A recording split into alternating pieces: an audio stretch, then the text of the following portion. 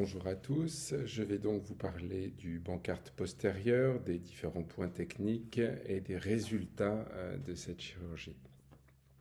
Tout d'abord sur le plan de l'installation. Il est tout à fait possible de le faire en décubitus latéral. Personnellement, je réalise cette technique en beach-chair et j'y vois un intérêt particulier car contrairement au bancard antérieur, ce n'est pas en décoaptant que l'on arrive à créer un espace de travail pour le bancard postérieur, mais au contraire en tirant dans l'axe du bras, ce qui permet de découvrir la partie postéro-inférieure de la glène et de la partie donc capsulolabrale qui doit être réinsérée. Vous le verrez plus tard dans la vidéo. Ce qui concerne les points d'entrée, il faut 3 points d'entrée. En tout cas, moi, j'utilise 3 points d'entrée.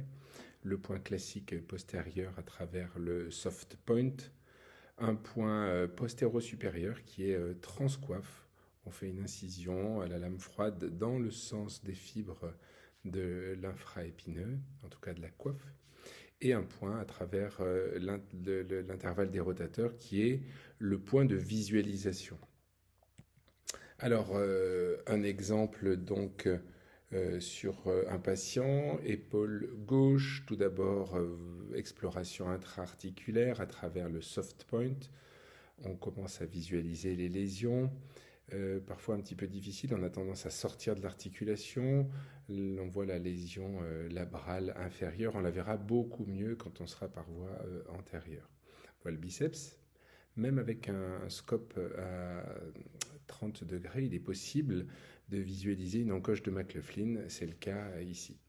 À partir de là, on va tout de suite créer un point d'entrée à travers l'intervalle des rotateurs et y mettre le scope. Et là, on a une visualisation donc de l'avant vers l'arrière. Et vous voyez très bien la zone de désinsertion capsulo-labrale. Alors moi, j'utilise des canules de 7 mm pour la visualisation, et une canule de 7 à travers l'infraépineux, et puis une canule plus grosse de 8, car ça permet de mieux passer les crochets et instruments qui permettent de traverser le labrum pour la voie postérieure. On continue donc cette exploration.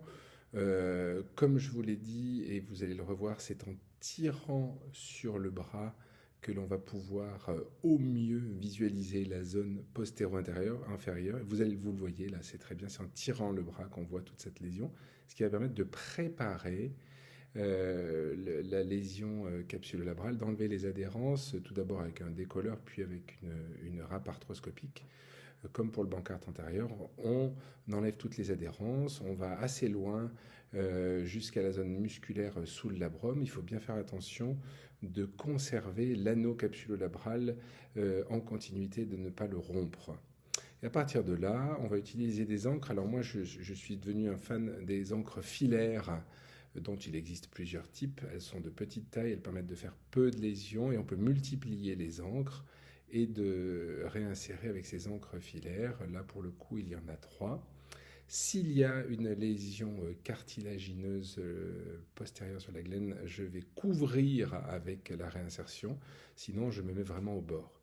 Et puis, en fin d'intervention, il est toujours possible d'aller revoir, cette fois par l'avant, l'encoche de McLaughlin. Et il est possible, dans des grandes encoches, d'aller faire un remplissage qui est une véritable technique de Neer-Hawkins arthroscopique, comme on l'a publié dans Arthroscopie et comme l'avait décrit initialement Stéphane Hodbert.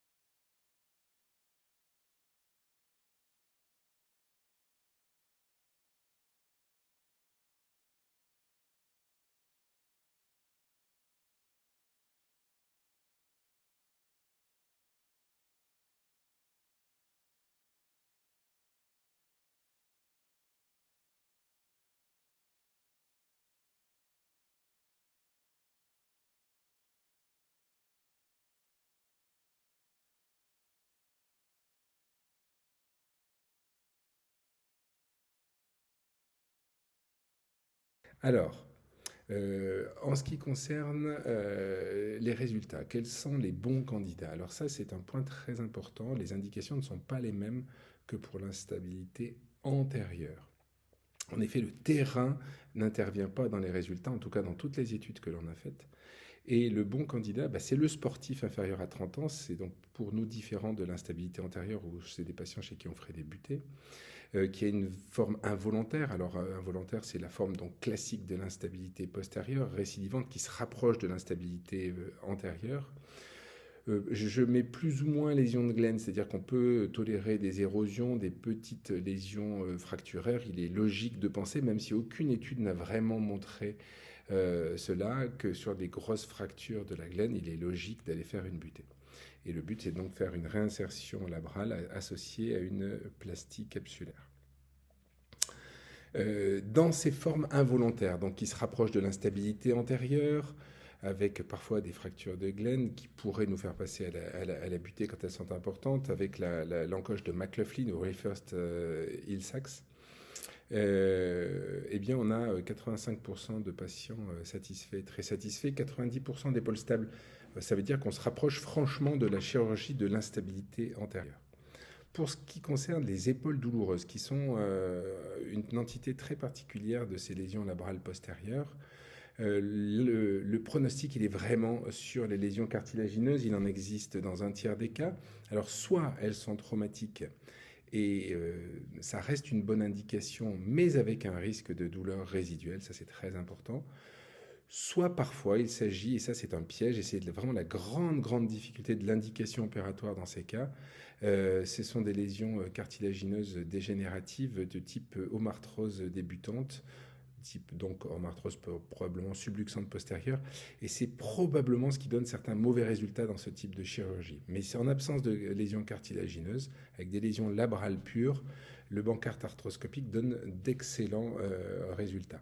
Pour ce qui est, et ça, merci à Pascal Boileau de nous avoir dit depuis de nombreuses années qu'il existait des indications chirurgicales dans des formes volontaires devenues involontaires, notamment à partir d'un traumatisme aggravant, avec des vraies lésions anatomiques. Ça, c'est très important. On n'opère que des patients qui ont les lésions anatomiques.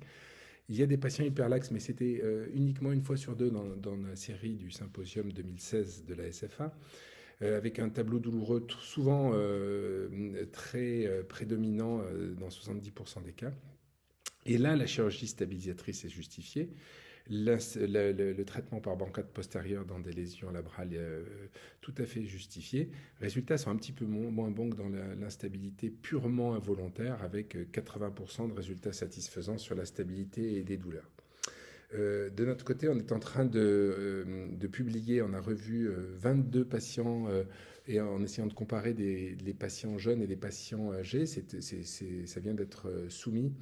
Et on retrouve des résultats équivalents avec 80% de résultats bons, voire excellents, avec des scores résiduels sur la douleur à 0 ou 1, des SSV très satisfaisants. Et puis il y a quelques échecs ou résultats moins satisfaisants, et c'est probablement une question d'indication avec des lésions cartilagineuses, avec des facteurs traumatiques, mais qui sont que des facteurs aggravants d'une lésion probablement dégénérative. Et la frontière avec l'homarthrose subluxante postérieure est probablement assez difficile à faire. Les échecs, et ben voilà, je rebondis, c'est les lésions cartilagineuses de la tête humérale ou donc de la glène. C'est l'absence de lésions osseuses, c'est-à-dire que c'est pas très bon, ou de lésions labrales, c'est donc en gros l'absence de lésions, c'est quand on opère des patients qui n'ont pas de lésions ou qu'on comprend pas bien ce qu'il en est, et c'est toujours pareil, hein, on fait une chirurgie d'indication. L'hyperlaxité et la présence d'un sulcus sign est quand même un signe de lésion et de déficit fonctionnel résiduel. Et il est moins bon d'opérer des épaules douloureuses que des épaules instables, et on a un métier qui est donc effectivement en partie mécanique. Pour ce qui est du succès, eh ben c'est un peu l'inverse. Effectivement, dès qu'on a des lésions, qu'il n'y a pas de lésions cartilagineuses, des lésions capsulolabrales pures, que l'épaule est plus instable que douloureuse, qu'il n'y a pas d'erreur technique, eh ben c'est une chirurgie qui est très satisfaisante. Et le bancarte postérieur est probablement la chirurgie de l'instabilité postérieure, comme la butée est probablement la chirurgie de l'instabilité antérieure, même si cela reste discuté. Voilà, je vous remercie beaucoup pour votre attention.